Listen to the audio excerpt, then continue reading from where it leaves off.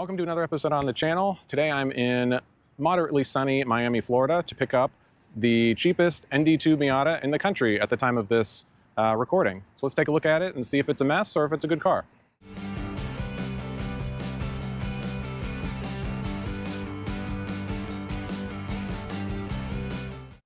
Over the years, I have shopped for many cars in the Florida, Miami, Fort Lauderdale area, and it is always a very suspicious place to buy cars. There are so many salvage cars and just generally shady dealers that it's usually not a good idea to buy a car in Miami.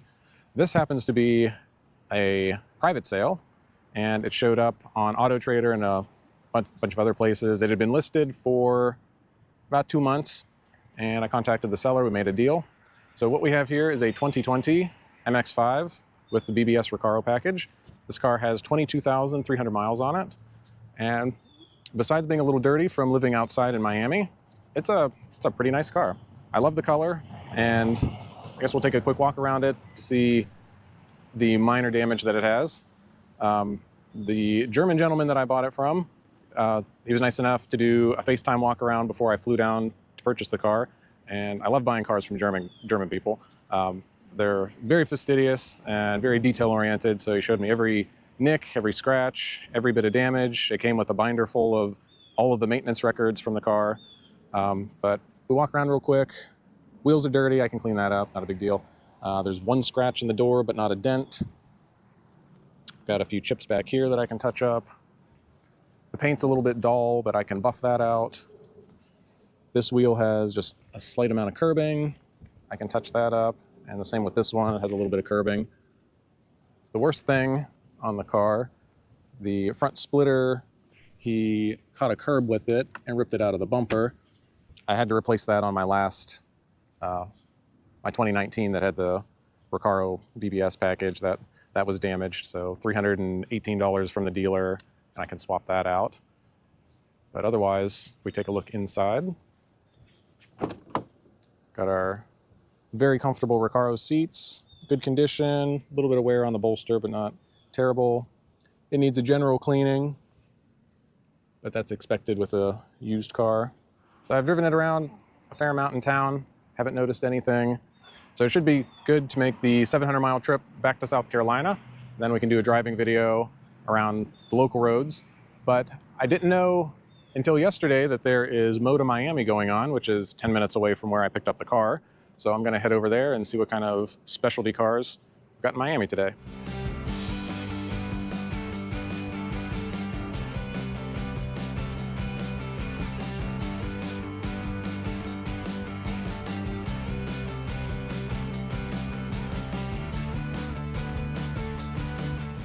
Now, unsurprisingly, the Mazda made the 700-mile trip without any issues. I wasn't really worried, considering it's low miles and only a couple years old. Now, everybody has reviewed these cars to death, so I don't think we need to go too in-depth. Oh, missed a shift. We don't need to go too in-depth on the MX-5, so we'll just talk about this one in particular. I've had 3 of these. This is the 3rd one, and they're definitely not GT cars. The 700-mile trip was pretty punishing on the highway. The Florida and Georgia pavement is pretty textured, and the sound just reverberates all the way up through the car. It gets trapped inside. We had the top up, so it just echoes in the car. So it's very loud on a 9-hour drive. So as time goes on, I may add some sound insulation to the car. And before you piss and moan about adding weight, I don't really care. I'm not going to be driving this car in a cup race or something at 10/10ths. I'm going to be driving it for fun, so a little bit of insulation is not going to kill anything. Now, a Nissan Sentra with a mismatched front bumper, that could kill a lot of things.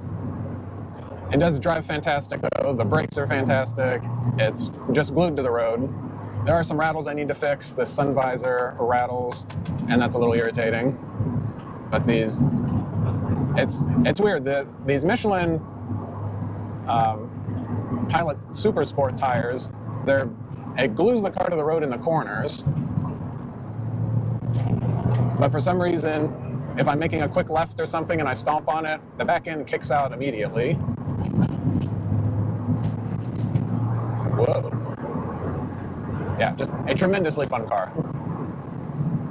And being so low to the ground, it feels like you're going really fast, and then you look down and you're like, oh, I'm doing 45. So you can have a lot of fun without a lot of speed. Compare that with my Ram truck. I'm doing 90 miles an hour, and you're like, oh, okay, what am I doing, 50? Here, we got it warmed up, so.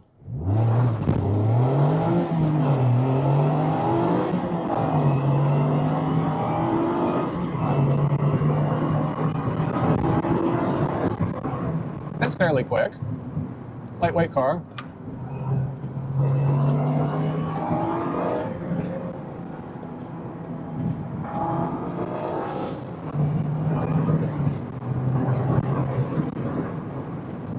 Back in the workshop. So first thing I'm going to do, I was at the LKQ yesterday to grab some parts for our 200,000 mile Land Rover, and I grabbed an auto dimming rear view mirror with home link. This came out of a Infinity, but most Japanese cars use the same attachment point. I need that because, well, need is a strong word, but I would like to install that because the sun visors are hard plastic and my garage door opener won't stay attached. So it's very inconvenient to grab it out of the center console. So I can add this. This was $18, and then I just put in an add-a-link into an accessory port in the fuse box. So I've done that before. You can check out a video from a few years ago where I did this on an ND Miata as well. And while I have the header off in the windshield, I'm going to install a dash cam. So a little bit of wiring there, just tucking it away, so not a big deal. And then we'll be done with the inside. And since the lift is tied up with the Land Rover, I'll do the maintenance inspection later. But let's get our rear view mirror installed. I'm not going to record that because, like I said, I did that video before, so you can check it out. Let's move on to the interior detailing. This should be pretty straightforward. There's no damage to the car, nothing that I need to repair. It just needs to be cleaned. So we'll take our cleaners, clean up the leather, clean up the Alcantara, clean up the plastics. Now on my Land Rover project, the interior was pretty dirty and the seats are beige. So I was having a hard time getting those cleaned up. With a little research, one of the guys on YouTube, one of the detailers, recommended this Express interior cleaner, and I used it on the Land Rover, and it did a fantastic job cleaning up those seats. So moving forward, I'm gonna use that on all of my leather, vinyl, and plastics, and it should do a nice job, and then we'll finish out with some 303. And same thing on this side, this door just needs to be cleaned up. Passenger seat's in really nice shape, just needs to be cleaned and conditioned. Now I did install my HomeLink rearview mirror. The only thing that's different on this car, in the video, that was a 2016, it didn't have the lane departure camera, this one does. And for my seating position, where I have the rearview mirror, it's pretty much right against the trim piece. So I have some felt tape from work. I put a little piece on the back of the rearview mirror because otherwise you've got hard plastic on hard plastic and it'll rattle and just drive you insane. So a little piece of felt tape and that problem will be taken care of. But let's get started here.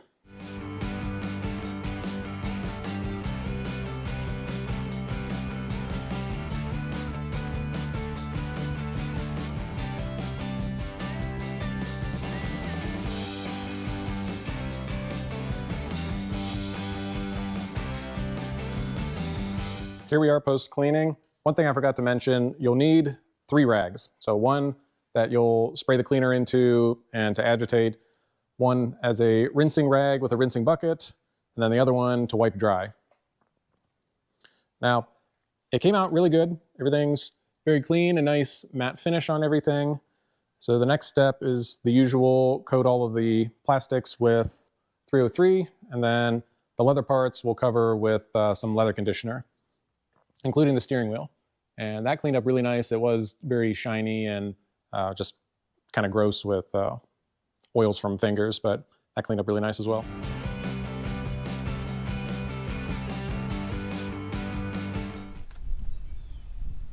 And here's our finished interior.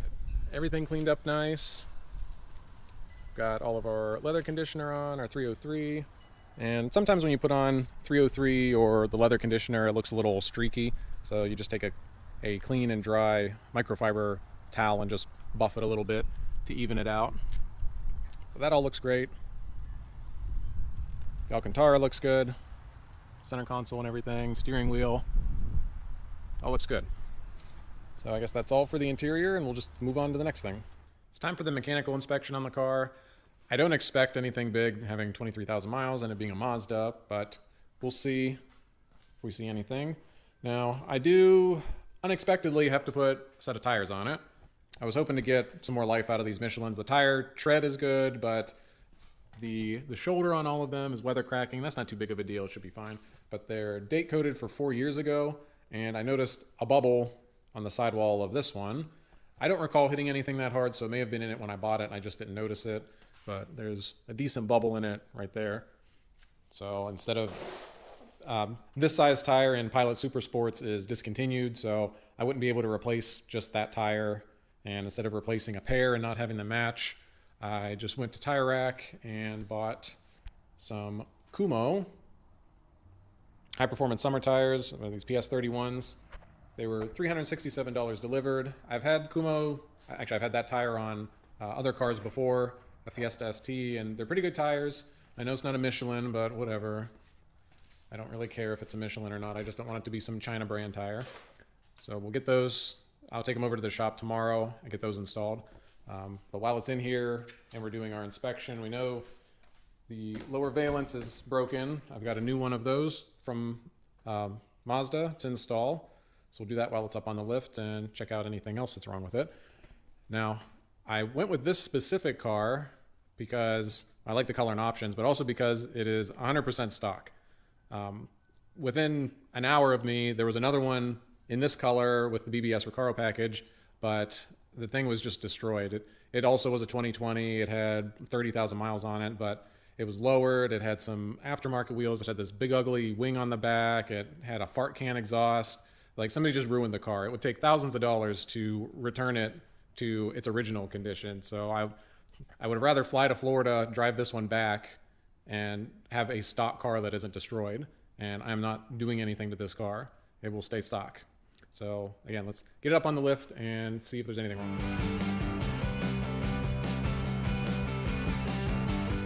As I suspected, no issues. Got almost new brakes on the front, nothing leaking, no worn bushings, no clunking or anything. Same thing on this side, no issues. We can see inside to the side of the engine, no issues. Oil pan and everything's dry from underneath. Transmission's dry. There's nothing leaking through on the pan. Being a southern car, no rust anywhere. Even being near the coast. Still nothing. Very clean car. And same in the back, no issues. Rear end's dry. Everything's struts are dry. No wear anywhere. Brake pads are good. So we're good to go mechanically there. And I spun all of the wheels, and even the one that has the bubble, there's no bends in them, so don't have to worry about that. And the next thing we'll do, I'll go ahead and throw the new air dam on. So these are, even though it comes from the factory with it, it's an accessory part. So I ordered it from a Mazda dealer online, and it comes with extra air deflectors and hardware kit and everything in case you were adding this to a car that didn't have it. So it'll be easier here. We just need to remove this one and install the new one. There's no holes or anything we need to drill. It's pretty straightforward.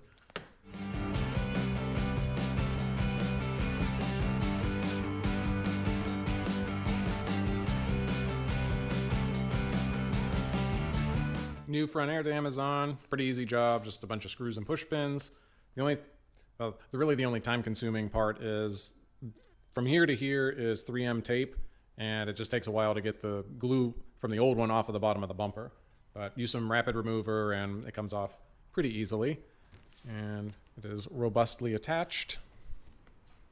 It's back up where it's supposed to be. Now comes a relatively fun part of detailing our cheap car. It's not in too bad a shape. There's really no dings or anything. There's a few chips that I need to touch up on the back bumper, but that's not a big deal. A couple spots on the wheels to touch up.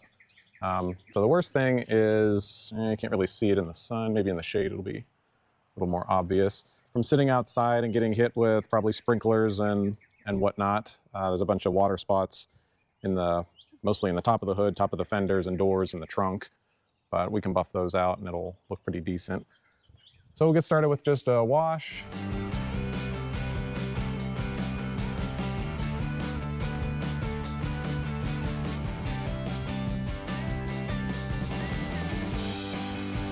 Now that it's washed, we can get a better look of what we're dealing with paint-wise. You can see it's pretty dull, quite a bit of water spots that are etched into the paint. Sounds like sandpaper, so we'll definitely have to do some work on the paint. But first thing we're gonna do is the top. So it's been cleaned, it's dry, it's got some shit on it from sitting outside for 10 minutes, but I'm gonna have to tint it with plastic and then spray the fabric.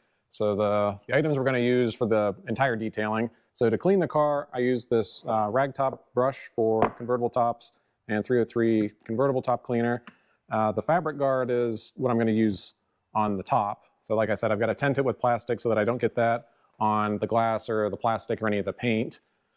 So once the top is done, then onto clay bar. Then the paint, I'm going to try just doing a single step correction with the correction compound. I'll see how well the water spots come out. I may have to get more aggressive and get into some of the actual polishes over here. But once that is done, we'll see how it looks. I may just go right to the foaming wax. Or I may do sealant and wax. We'll see once we get to that point. But let's take care of the top first. With the top evenly saturated, I pushed it outside, so I'll give it a minute here to dry a little bit, and then I'll pull the plastic off. I'll probably leave it out here maybe 20 minutes or so. That should be enough to pretty much dry it. It takes 12 to 24 hours to fully cure, but it's going to be in the garage, so it won't get wet or anything. Now the fabric protectant is very oily, so it doesn't hurt glass, but it's a good idea to take some sort of degreaser and clean the glass if you get it on glass. The top's done and dry. I pushed it back in the garage, and now we'll move on to the clay bar.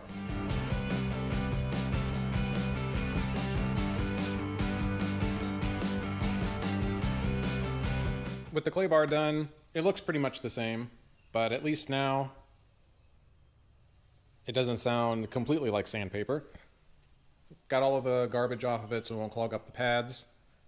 I mean, it shines decently well down the side, but yeah, the flat surfaces look pretty bad. So next step, I got to tape off all of the rubber parts, which there aren't many. It's pretty much just the rubber and plastic parts are pretty much just the cowl and the belt line trim, and probably put some tape or something on the top just to make sure that I don't hit it with the buffer, because that would make a big mess. But luckily it's a small car, so each step doesn't take very long. Now, the top of the mirrors and the trim around the windshield, that looks pretty bad. I'll probably try to do that by hand, just because it's so small it won't take very long.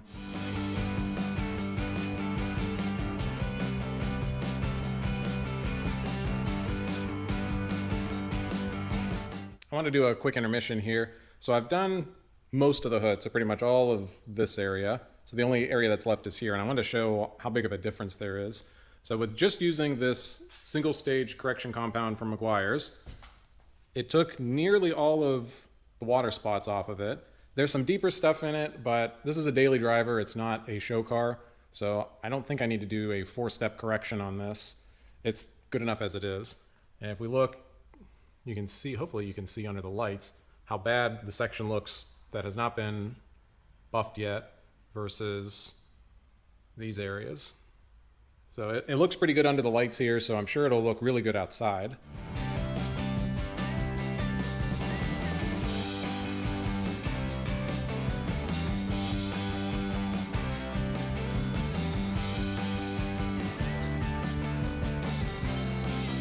So that concludes the correction compound step, and I think it came out really, really nice, just with that first step. There's some bird shit marks in the trunk. You'd probably have to wet sand or use something pretty aggressive to get those out. I can't really feel them with my fingers, but you can, or with my finger, but you can see the haze left behind. I'm not gonna deal with it.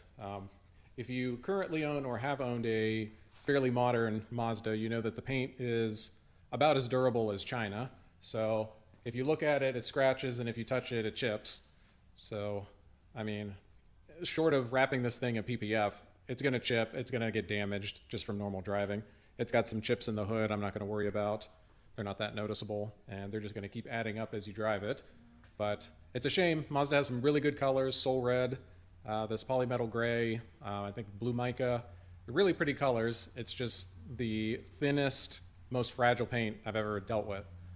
But I think I may try to put glaze on the hood just to see if it does anything. I'm not sure with this color if it'll actually do anything. If it doesn't, I'll just stop with the hood and then we'll push it outside and do the spray wax. No sense in wasting time doing things that you're not going to notice.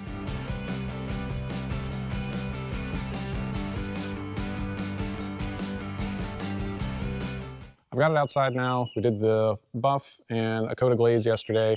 Came out really nice. It looks really good under the overcast skies. Very smooth. You can't see any scratches or anything in it. So the final step on the exterior will be just to wash it real quick to get any residue off of it, and then to do the foaming wax. So let's go ahead and do that real quick, and that should finish up our exterior.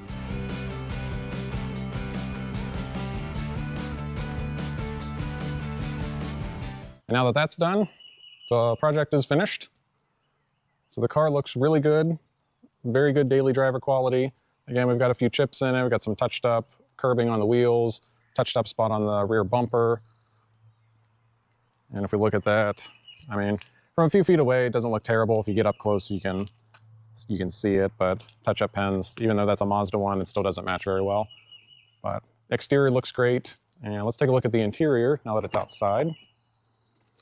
Now this cleaned up at pretty much 9.9 out of 10 in here. Really the only thing that knocks it down a little bit is some wear on the driver bolster, but otherwise the interior is pretty much spotless. Same on the passenger side. And nothing to complain about on the interior. So this should make the next owner very happy. So I'm not attached to any car I own, so everything is for sale for the right price. So if anybody is interested in this car, feel free to reach out. But otherwise, thanks for watching this video. Make sure you like and subscribe to the channel to keep up with other projects going on in the shop.